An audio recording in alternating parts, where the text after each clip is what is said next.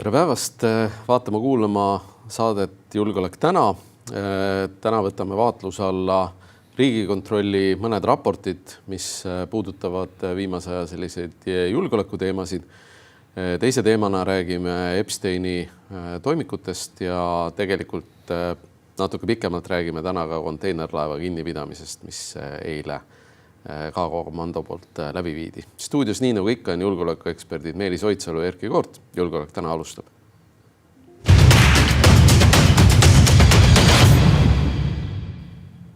Nii, aga enne edetabelit loomulikult me ei saa ilma ajaloominutiteta, eks.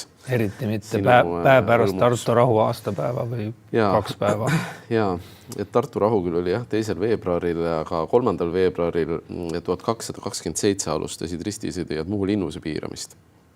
Muuseas, selline fakt ajaloost. Teises maailmasõjas 1945 USA õhujõud korraldasid suure pommirünnaku Berliinile, osales 937 lennukit ja pommituslennukit ja neid saatis 613 hävituslennukit. Hukkus ligikaudu 22 000 inimest ja linnale heideti 3000 tonni pomme. 1955 teises maailmasõjas või teise maailmasõja selline jätk Tšehhoslovakkia kuulutas sõjaseisukorra Saksamaaga lõppenuks. 10 aastat pärast sõja tegeliku lõppu. Miks neil nii kaua aega võttis? Ei tea. See on hea fookuse teema, et miks Tšehhoslovakkia toona nii kaua viivitas. Aga 4. veebruaril 1919 vabadussõja käigus rahvaväe pealetungi käigus vallutati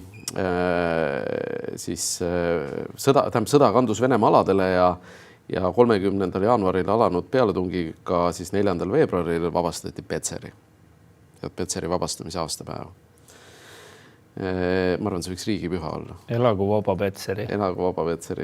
1920 ülevenemaaline kesktäitevkomitee ratifitseeris Tartu rahulepingu, tegelikult 2 päeva peale allakirjutamist, et täna on Urmas Paet ja siis Lavrov on ja Venemaa poolt on kirjutanud alla piirilepingut 2 korda ja seda ei ole siiamaani ratifitseeritud. Toona sai Venemaa 2 päevaga asja tehtud.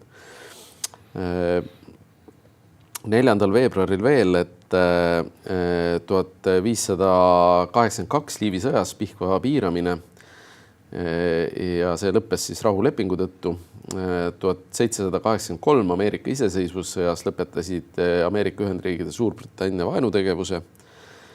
1919 likvideeriti Baieri Nõukogude Vabariik Saksamaal. 1945 algas Jalta konverents. See, kus ka meid ära jagati, et kui keegi siin kogu aeg räägib Rooseveltist ja eriti Churchillist kui mingisugusest kangelasest, siis tegelikult meie vaatest nad väga kangelased ei olnud, sellepärast et selle Jalta sobinguga jäime meie Venemaa okupatsioonitsooni. 1992 toimus Venezuelas mässuliste ebaõnnestunud riigipööre toonase presidendi kukutamiseks. Seda juhtis Hugo Chavez, kes 1999 ka 4. veebruaril siis sai Venezuela presidendiks. Ehk 7 aastat peale ebaõnnestunud mässu sai toonasest mässu juhtinud kolonelist Venezuela riigipea, kelle siis Mantliperi ja Maduro ameeriklased 3. jaanuaril sellel aastal ära röövisid ja USAsse viisid. 5. veebruaril 1936 toimus linnakodanike ja aadlike vahel Tallinna turul verine lööming. 1936, mitte 1536. Kas ma ütlesin 1900? Ma kuulsin võib-olla valesti. Ma arvan küll, et sa kuulsid valesti. Et selline tagasivaade ajalukku. Maailmas aastal 146 enne Kristust lõppes 3. Puunia sõda Kartaago vallutamisega, et Rooma siis saavutas ülemvõimu. 1818 sõlmisid Ameerika Ühendriigid Portugali ja Taaniga sõpruslepingu. Et see sõprus on väga pikaajaline. 1880 nurjus Peterburis Stepan Halturini korraldatud atendaat tsaar Aleksander II. Tsaar Aleksander II mõrvati küll aasta hiljem ja Halturinil õnnestus pageda Odessasse, kus siis ta tappis koos kaasosalistega Kiievi sõjaväeringkonna prokuröri, ühe kindralmajori. Seal peeti ta kinni ja poodi üles ja alles hiljem selgus, et tegelikult ta vastutas ka tsaarile korraldatud atendaadi eest. Ja see on päris huvitav juhtum, et kuidas talvepalees õnnestus korraldada atendaat ja põgeneda, aga väidetavalt külalised, kes toona olid siis nii Venemaa tsaar Aleksander II, tema abikaasa vend ja Bulgaaria tsaar jäid siis lõunasöögile pool tundi hiljaks ja plahvatus toimus siis ilma kroonitud peadega ruumis, et hukkus 11 sõdurit. Muide, ma hiljuti uurisin Genist oma perekonna ajalugu ja üks mu esivanematest, üks paljudest oli tsaari ihukaitsja ja ma kahtlustan, et selle, kes ära tapeti kahjuks, et jah, et ei saanud väga hästi vist hakkama. No võt, 1885 sai Kongost Belgia kuninga isiklik omand. Kongos teatavasti Belgia väed panid toime väga palju tänapäeva Eestis inimsusevastaseid kuritegusid. 1985 siis avati Hispaania poolt piir Gibraltariga, mis oli suletud 1969 juba. Nii et päris pikka aega oli see piir Hispaania ja Gibraltari vahel suletud. Nii, aga lähme edetabeli juurde, et tänane või õigemini eilne pommuudis laeva kinnipidamine, Baltic Spiriti kinnipidamine siis Eesti vetes, kus siis K-komando läks pardale koos Maksu- ja Tolliameti uurijate ja operatsioonis osales seekord ka merevägi, et eraldi on välja toodud 2 laeva, mis seal osalesid, nii et seekord ei olnud merel nii suur lainetus ju siis. Konteinerlaev praegu teadaolevalt ei kuulunud Venemaa varilaevastikku, aga väidetavalt seal oli peal siis või on peal mingisugune last, mis tuli kinni pidada. Ja huvitav oli see, et see laev tuli Ecuadorist ja pidi minema Venemaale. Peal oli ainult Vene rahvusest meeskond. Minule jääb küll segaseks, et mille pärast ta enne Peterburi jõudmist pidi veel Eesti vetesse sisenema, et selline nagu kerge veidrus, et kas ta pidi siis siin osa lastist maha panema mingisuguse väiksema aluse peale või oli seal mingi muu põhjus, seda hetkel avaldatud ei ole. Mulle jääb arusaamatuks nagu ka mõne teise juhtumi puhul, miks jälle Eesti või Soome on need, kes kinni peavad ja sekkuvad, miks see ei toimu varem juba Läänemerel. Et eeldatavasti luureinfo vahetamine käib ja selle kinnipidamise aluseks oli ka luureinfo, et mis ka eeldatavasti tuli kuskilt, eks ole, mujalt, et võib-olla isegi üle Atlandi. Ja teine aspekt, siin nädal aega tagasi kuulutasid 14 riiki, Läänemere riigid ja Ühendkuningriik ja vist veel keegi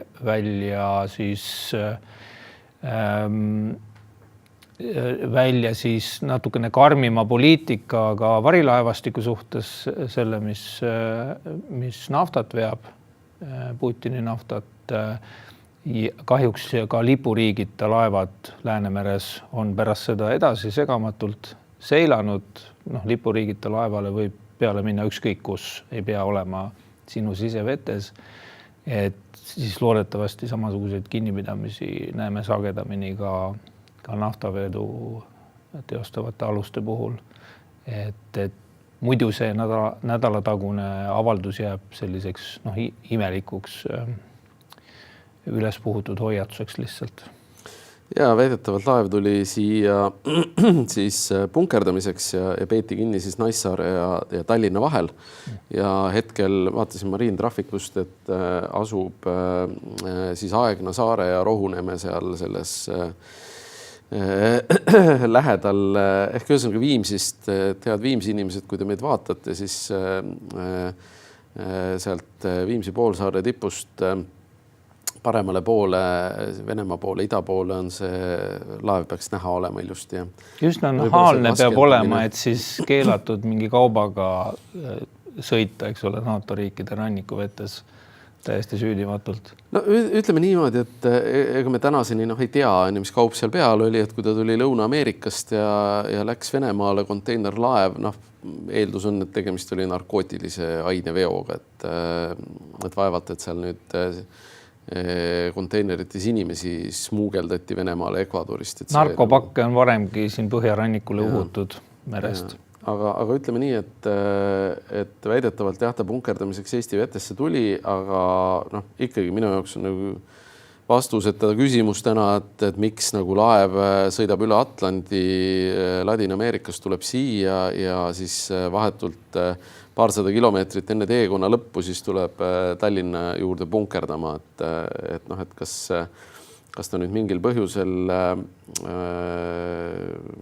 mis võis ollagi mingisuguse ümberlaadimise küsimuseks, et need võimalik salakaup siis siin maale tuua või ma ei tea, sai ta sellise korralduse tegelikult, et tulla siia ja 23 meremeest siis on Venemaa kodanikud on kinni peetud.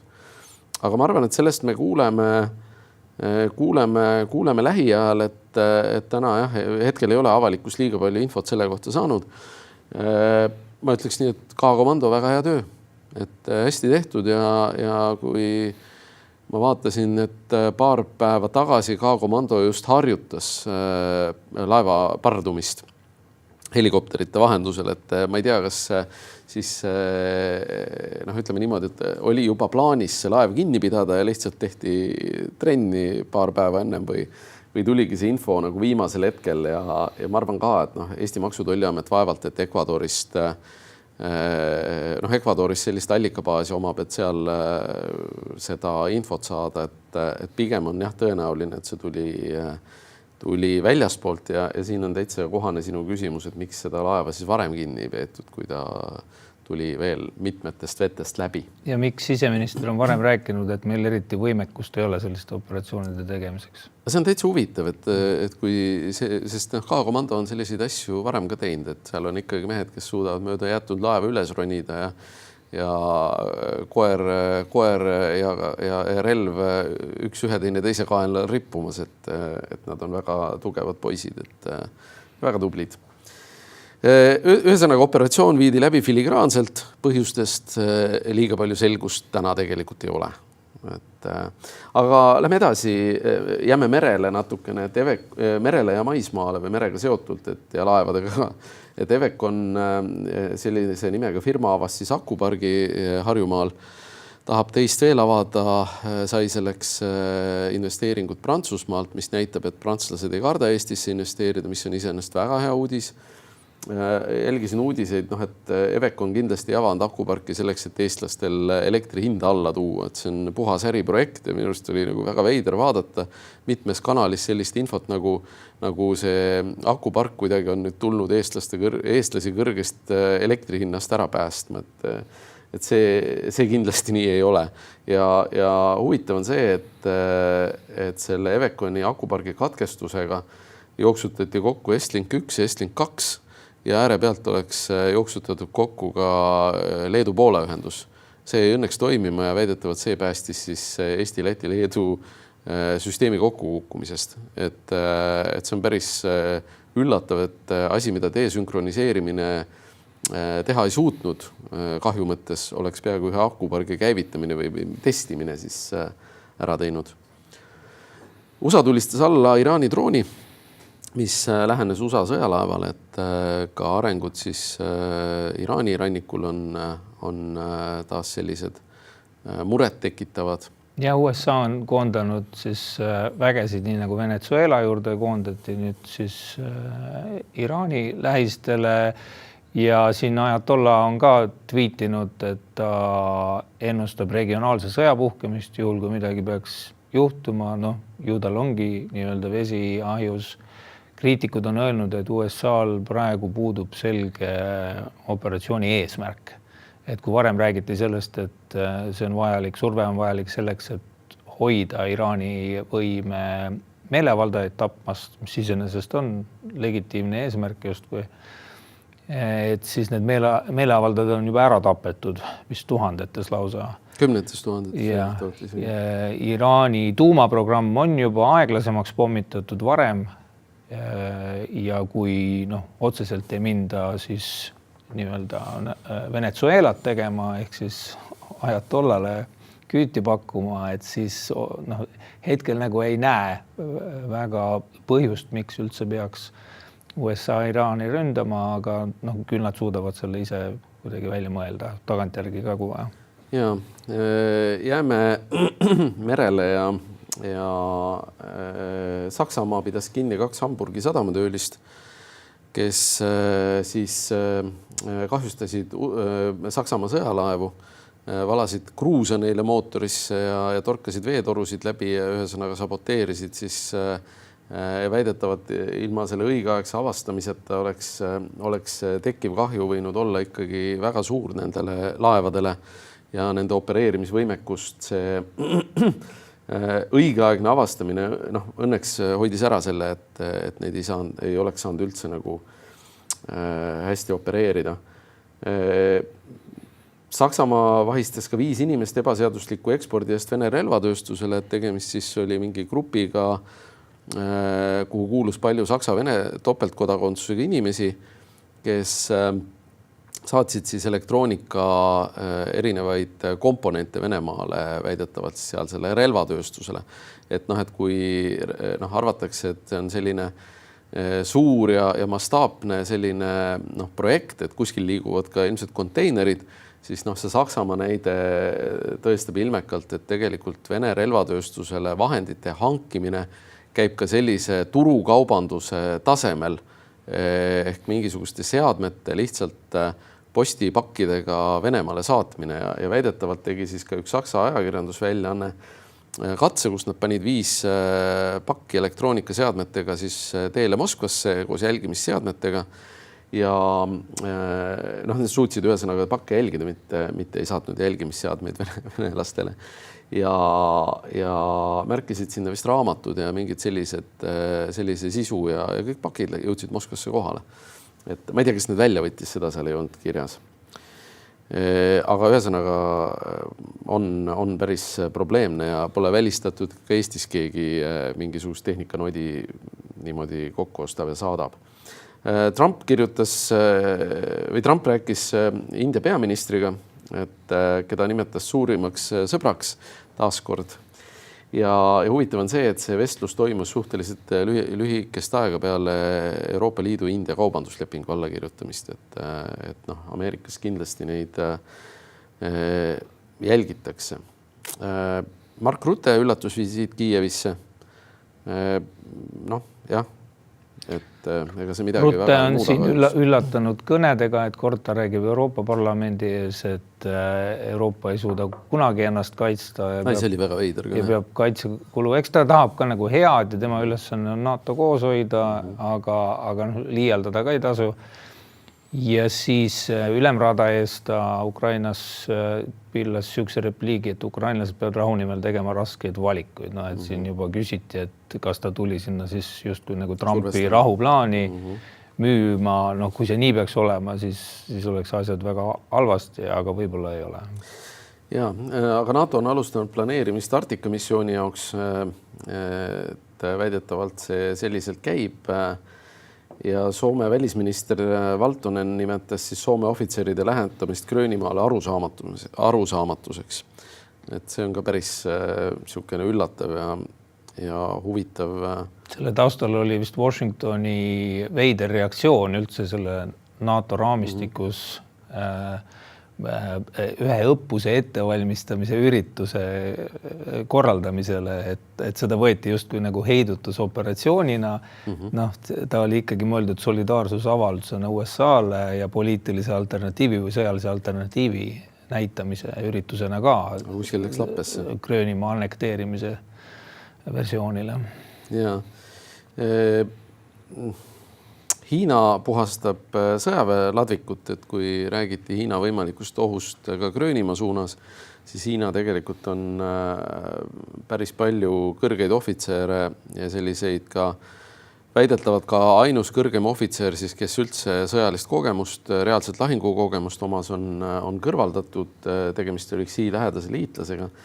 Et seal mingisugune muutus toimub, kas seal valmistati mingit allumatust ette või oli muu põhjus, ka seda kõrget kindralit süüdistati USA-le tuumasaladuste lekitamises.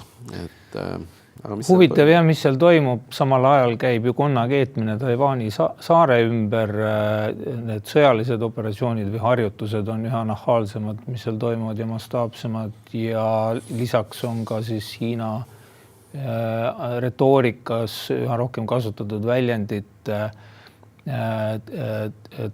Taiwani saarest kui hõivatud Hiina alast lihtsalt, kus siis mingi režiim on ajutiselt hõivanud selle riigi, et seal on ka retooriline eskalatsioon toimunud. Võib-olla põhjus ongi selles, et need vanad kindralid teades, mida see päris sõda tähendab, ei olnud nõus sõjalist eskalatsiooni tegema. See on üks teooria, mida siin on lehvitatud, liigutatud. Kuulasin just hiljuti ühte lääne mõttekodalast, kes väitis, et see aasta on kõige ohtlikum aasta, sellepärast et Ameerika vahevalimiste aastal ei ole kasulik Hiinale seda rünnakut ette võtta ja seetõttu mõned arvavad, et juba sel aastal võib midagi toimuda. Seda enam, et nii-öelda USA ümberorienteerumine Hiinasse sõjalise kohalolu kasutamine, see tegelikult võtab aega veel. Poola keelas Hiina elektriautode sisenemise sõjaväeosade territooriumile ja Poolast on ka järgmine edetabeli ja viimane edetabeli teema, mis siis puudutab Valgevene kiusupunnist Valgevene siis uut aktsiooni, et kui varem kiusati Leedut õhupallidega, siis nüüd kiusatakse Poolat õhupallidega. Ja eks seal mängib rolli ka, millised on sesoonsed tuuled, aga kindlasti see on odav lahendus pärast seda, kui maismaapiir on kinni pandud, siis seda piiri rünnet jätkata teiste vahenditega. Ja ka siin Eesti valitsus ju homme arutab piiri sulgemise küsimust, et kui välisminister Tsahkna on öelnud, et sellega saab Venemaale väga palju valu teha, siis ausalt öelda, mina küll ei näe seda valu Venemaale mitte kusagilt, et me võime ju neid 5-liitriseid bensiinikanistreid ära võtta ja mõned telefonid ka, mis luksuskauba nime, siis sanktsioonide nime all on keelatud viia, aga suures mastaabis väga ei muuda, sest kui vaadata kas või Narva piiriületusi, Narva piiripunkt on ju avatud ainult jalakäijatele, et seal ju täna veoautode või autode liiklust üldse ei ole, siis väga suur osa Venemaa kodanikest, kes Narva piiripunkti kaudu siis Venemaal käib ja sealt tuleb, on tegelikult Eesti venelased ja on ka Soome venelased, sellepärast Soome on piiripunkti kinni pand ja Soomes elamisloaga elavad Venemaa kodanikud käivad lihtsalt Narva kaudu Venemaale. Et kas see midagi muudab peale selle, et seal Narva kaubavedajad on võib-olla natuke pahasemad, et mina küll ei näe, et me Venemaad kuidagi sellega ahistada saaksime. No Eesti tegi ka ettepaneku keelata siis Vene sõjaväes teeninutele. Ja, see algatus ka. Ligipääs, et see on õige algatus, aga jälle natukene tekib selline kognitiivne dissonants, et kas see juba siis ei olnudki keelatud. Sisekaitseakadeemia tegi sellise ettepaneku oma raportis aastal 2024 juba. Et me endiselt võidukalt deklareerime mingeid uusi meetmeid, mis oleks võinud ju võib-olla sõja esimesel aastal juba olla rakendatud. Ja Belgia kaalub ka Eestilt vanglakohtade rentimist, et see on ka nüüd tulnud. Peaks hakkama vanglaid juurde ehitama äkki siis. Jah, aga lähme esimese teema juurde.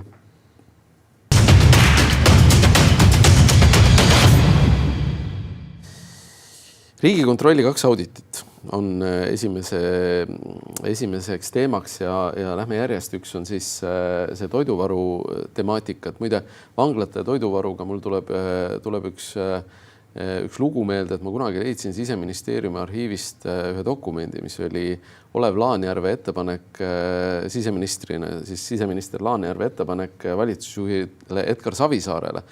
ja ettepaneku sisu oli see, et Siseministeeriumi poole oli siis Permi oblastist pöördutud, et teil on siin mõned kurjategijad vangis meie juures, et viige nad ära või aidake toita.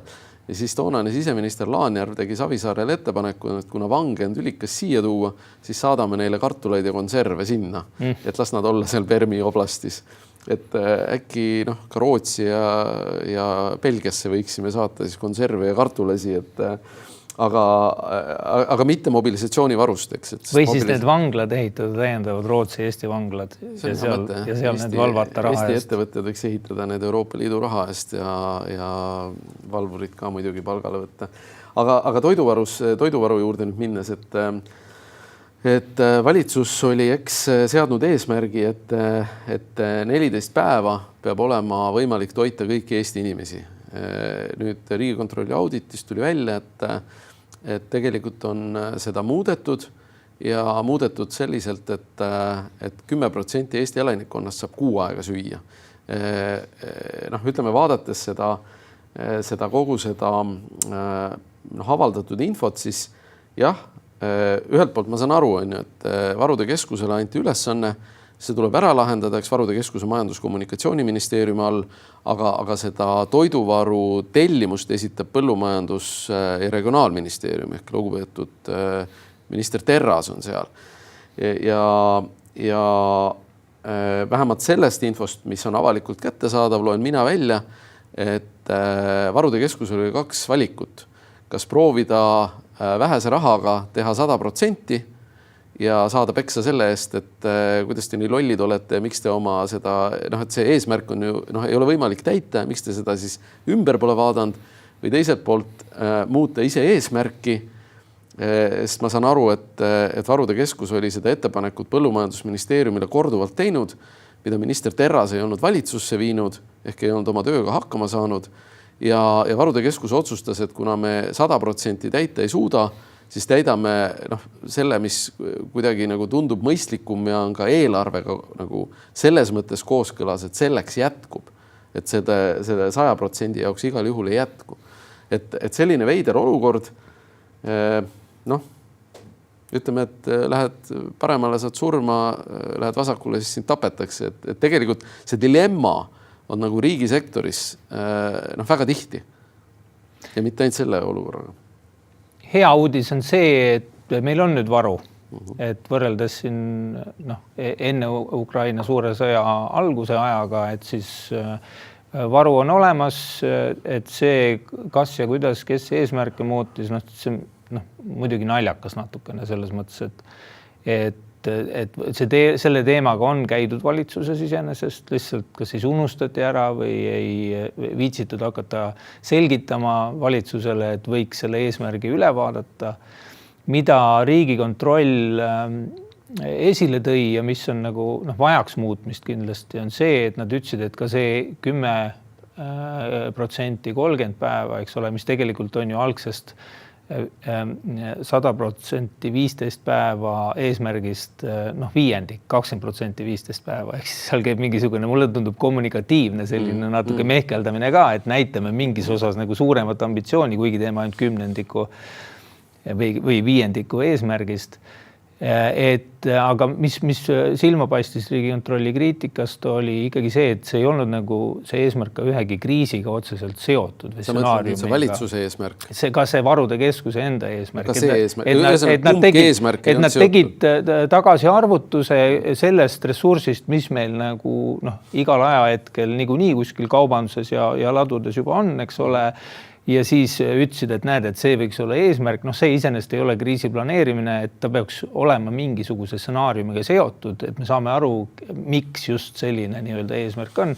Mis teine naljaks aspekt oli, ma kuulasin ka Vikerraadios, vist Mirko Ojakivi juhitud reporteri tundi, kus sellest räägiti ja küsiti ka, et millest siis eesmärkide segadus, siis alguses nagu ei juletud üldse nagu välja öelda, et milles asi, et see võttis ka paar nädalat aega, kui siis Varude Keskuse juht ütles, et nad ise muutsid ja tundus mõistlikum. Et mingisugune veider nagu süükompleks vallandus seal ja mis paistis välja natukene ka Riigikontrollile antud vastustes, et sa rääkisid siin kahest ministeeriumist, Majandusministeerium ja Põllumajandusministeerium.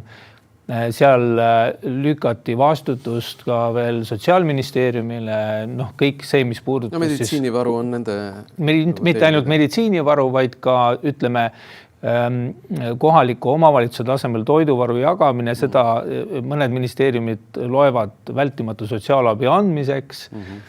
Siis Siseministeerium, kes COVID-i kriisivalmidusega tegeleb, ei olnud nagu üldse pildis või ei ole selle teemaga justkui üldse seotud, et mulle tundub, et seal tervikuna probleem on selles, et see ahelik, mis viib siis laost, eks ole, elanikuni, et seda ei ole tervikuna läbi mõeldud, läbi harjutatud ja võib-olla on seal vaja ka mingid nagu rolle täpsustada ja muuta, sellepärast, et natukene veider on, kui nii olulises asjas, kriitilises asjas me nügime lihtsalt vastutust, et keegi teine võiks seda vaadata. Et süükest nagu omaniku tunnet võiks olla nii kriitiliste protsesside puhul rohkem. Ja mulle tundub ka selles avalikus kommunikatsioonis Varude Keskus võib-olla ei tahtnud ka alguses, eks ikka on selline nagu mundriau või ametniku selline eetika, et sa ei süüdista nagu teist partnerasutust. Ja mul on tunne ka, et Varude Keskus sai osa sellest saunas seetõttu, et nad ei öelnud kohe, et me muutsime, me oleme ettepanekuid teinud korduvalt, kaasa arvatud minister Terrasele, et muudame selle eesmärgi ära ja tegelikult see, mida sa ka välja tõid, et kes need 10% inimesi on, kes 30 päeva süüa saavad, kuidas nad kätte saadakse. Ja mis kriisi puhul üldse? Millise kriisi puhul. Ja üks asi võib-olla veel, et Ukrainas käib sõda 4. aastat. Ukraina ei suuda kindlasti toita riigi elanikkonda 14 päeva. Ei ole seda kunagi suutnud. Et kui me vaatame nagu seda olukorda, siis majandus teatud määral toimib edasi, poed töötavad ja küsimus on selles, et kas me saame nagu neid toiduaineid kätte või meil on kas endal varutud või ongi see kriisikeskus siis, või Varude Keskus, kes viimases hädas meile selle annab või peaks üldse neid, ma ei tea, NATO pakke ostma, eks, ja muuseas üks hästi huvitav uudis, mis haakub sellega. Ma ei tea, kas sa panid tähele, paar päeva tagasi tuli uudis, et seesama Regionaal- ja Põllumajandusministeerium tahab hajutada sigade tootmist. Ehk et sigalaid, et luua väike sigalaid, et kui siin 10 000 sigalad lihtsalt seakatku ajal lükati metsa alla või põletati ära, siis, või sulatati rasvaks ja müüdi rasv maha, siis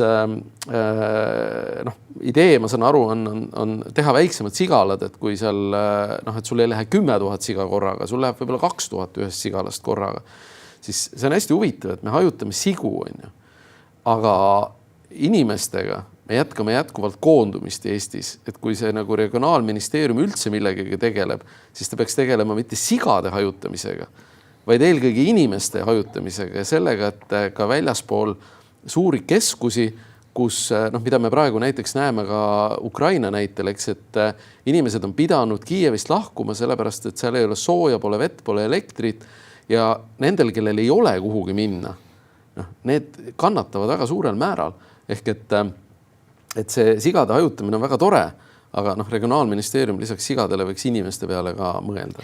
Mingi eelis on, ütleme, linnalises keskkonnas siis seesama toiduvaru laiali jaotamine, eriti kui see on sihitud. Lähed kortermaja ette ja eriti kui see on nii-öelda sihitud, ehk siis ma kujutan ette, et see peaks olema kuidagi nõrgematele, haavatamatele sihtgruppidele mõeldud abi, et siis seda on nagu linnalises keskkonnas logistiliselt ka lihtsam teha, aga seda enam see peaks olema läbi harjutatud ja läbi mõeldud, et kes siis saab, mis alusel, sest et see ühiskondlik nii-öelda rahulolematus, mis võib sellest ebavõrdsusest ka tekkida, et kes saab ja kes ei saa. See kütab veel rohkem pingeid kriisi ajal. Sel aastal lubati muide läbi harjutada see toiduvaru jagamine ka kriisiõppuse Ilvese käigus, aga seda võiks siis teha ka kuidagi praktiliselt. No arvestame seda, eks, et kui siin oli lastetoetuse jagamise temaatika, siis selgus, Eesti infosüsteemid nii head, kui nad iganes ka on, ei võimalda seda tegelikult automaatselt teha.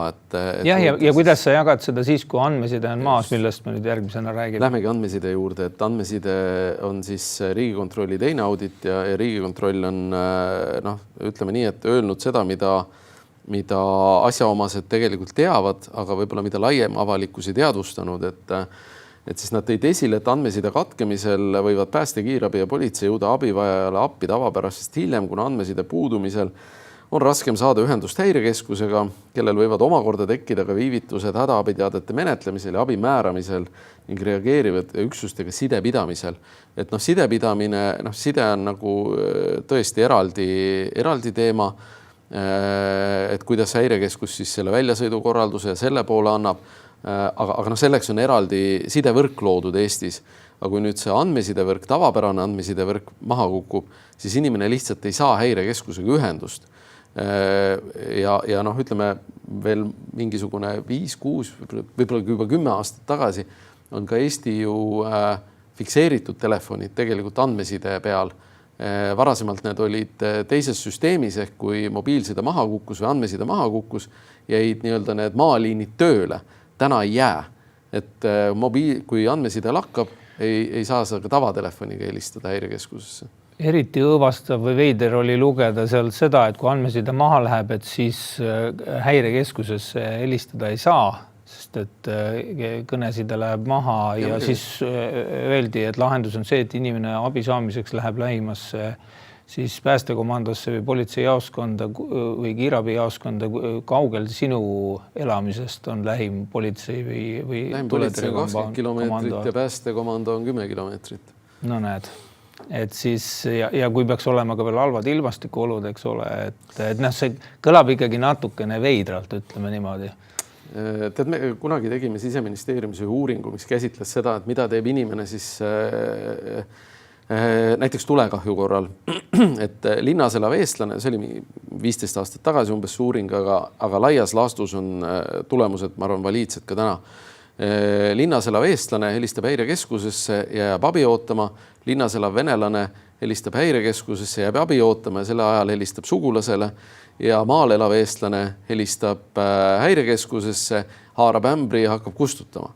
Et ühesõnaga, et see, et kui sa oled nagu abikauge, siis sa tegelikult oled pidanud natuke selle peale mõtlema, et mida sa teed sellel momendil, et sul võib tegelikult olla ka päästekomando haia taga, aga kui nad on väljasõidul, siis lihtsalt sellel momendil neid koha peal ei ole. Kas need andmed pärinevad sul mingist uuringust? Need on ühe uuringu andmed, jah. Aga ma ütlen, et need on aastaid tagasi. Aga ühesõnaga ka siseminister Igor Taro toona ütles selle sama auditi peale, et häirekeskus on paberi ja pliiatsiga ka tööd teinud, mis vastab tõele, et omal ajal me seda harjutasime, aga lihtsalt probleem on see, et häirekeskust ei saa kätte.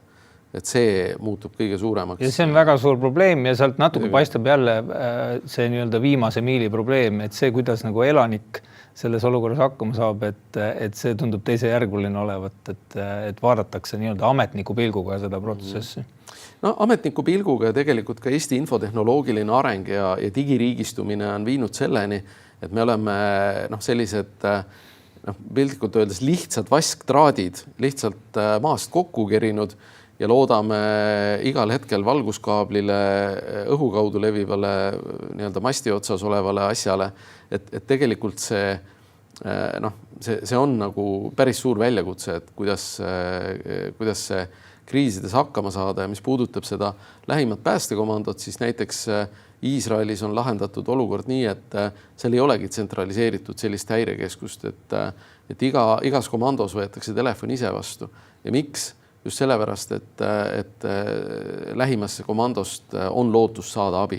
Et see on see teema. Me oleme läinud teist teed, me oleme läinud tsentraliseerimise teed, mis rahu ajal on väga õige, aga meil on jäänud puudu see sama jupp ja see ei ole mitte niivõrd häirekeskuse ja siseministeeriumi nagu vaatest, vaid see on infotehnoloogia ja selliste riigiüleste valikute vaatest, mis rahu ajal tavaolukorras on täiesti okei ja väga head valikud olnud. Nii, aga tõmbame selle Riigikontrolli kokku, tunnustame, et Riigikontroll tõi need asjad välja, diskussioon on oluline. Head auditid, huvitavad leiud. Väga hea Riigikontroll, jätkatke samas vaimus, aga meie võtame teise teema.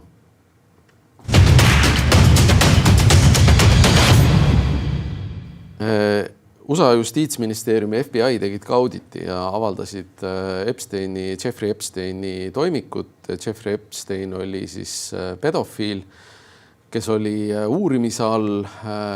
Tema suhtes infot koguti juba väga pikka aega tegelikult ja on täitsa hämmastav, et kuidas sellise kaliibriga või nii avalikkuses tuntust omanud pedofiil sai 10 aastaid tegutseda ilma, et Ameerika Ühendriikide õiguskaitseorganid oleksid midagi teinud. Ja lihtsalt meenutuseks, et 2019, kui ta oli vanglas, siis ta poos ennast üles ja ka üks tema lähimaid kaastöötajaid poos ennast samamoodi uurimise ajal siis vanglas üles ja üks lähimaid kaastöötajaid, proua Maxwell, sai siis ainsana 2000 või mitte, nüüd ma jään vastus võlgumise aastal, aga 20-aastase vanglakaristuse. Suure tõenäosusega ta sureb vanglas, kui ta ennast seal üles ei poo.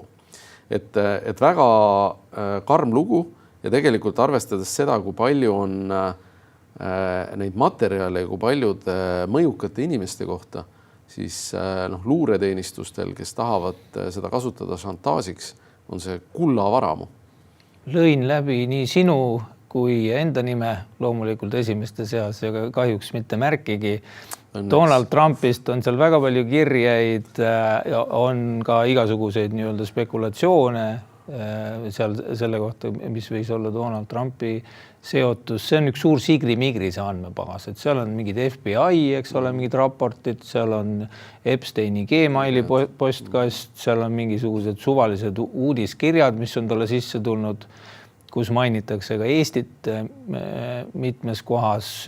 Eesti inimestest on seal räägitud, eks ole, ühest nimetust peaministrist, mille kohta Taavi Rõivas ütles, et tal ei ole mälestust, et mingit sarnast suhtlust oleks olnud. Mingisuguse foto edastamisest oli seal jutt.